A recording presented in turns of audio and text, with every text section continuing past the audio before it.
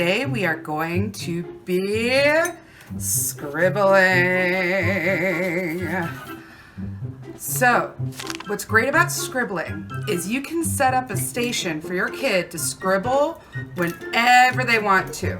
So if you get a cup, coffee cup or something, decorate it, maybe with your kiddo so they know that this is their supply cup. I love using office materials with kids, so pens, markers, even you can bury some mystery items in there. Oh, these are also really cool. These are like these creamy pin things, which I will show you more of. And then, you know, colored pencils, whatever floats you and your kid's boat. So with scribbling, there's a lot of great things that happen that I feel like they don't get a lot of respect. Littles under the age of 4 and 5 have muscles in their hands that are growing rapidly. And the more you draw, the more you use them, the more flexible those muscles will remain for life. So with scribbling, there's really not a method to it, because if you look up the definition, a scribble is just, you know, a careless drawing. How do we be careless? We try to stop thinking about things, which can be hard for us. So sometimes you can scribble with some intentions. Like maybe you make a scribble that travels. Scribbling all across the paper. Maybe you do a scribble that has a lot of sharpness to it. A sharp scribble. How do I make a sharp scribble? Ugh, that feels like a sharp scribble. This also makes me think about how adults scribble. You know, whenever you write or draw something and you just go, blah, blah, blah, blah, blah, blah. That's a scribble. And it's a fine scribble. I feel like it looks pretty interesting. You'll notice that I am changing my materials, and that also can be exciting for your project. And I'm overlapping things. Ooh, that's a big one.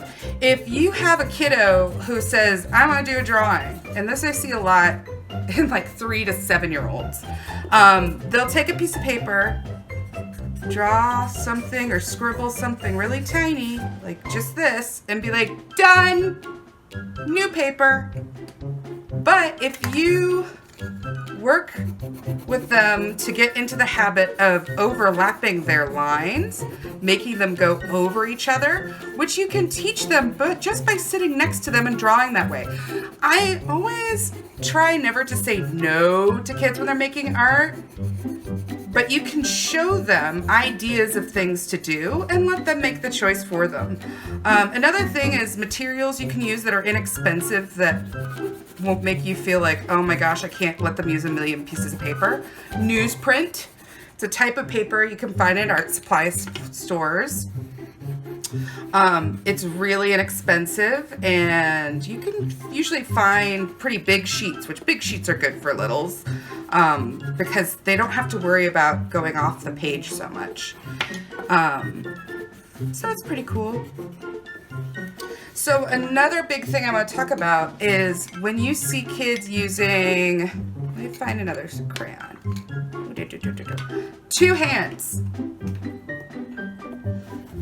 That is great because they are using both hemispheres of their brains when they're drawing with 2 hands. Also, kids may not know which is their dominant hand until they reach about 5. Some kids figure it out earlier, but a lot of times what I see happen is adults will kind of watch and wait and try and figure it out, and then they say, oh, okay, I think it's this hand. And the kid will keep using that hand because they just want to make their adult happy. You know, as humans, that's something that we tend to do. I suggest waiting it out. And the last material I'll show you are these things. These are like these creamy, they're almost like lipsticks. sort of like oil pastel. You can find them in the kids supply section of art supply stores. You'll notice with all these different materials, another thing is they're all different textures when they're being used. So that also is great development for the kiddo. The one thing with these is I would use them last on a piece, because if you put marker through them, it could hurt the marker. Well, I hope you enjoyed my scribbling today. If you try out some scribbles or make your own little scribble kit, please show us. You can @ us at Chicago Children's Museum. You can hashtag us.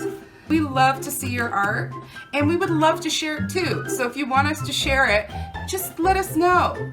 All right, have a great day and keep scribbling.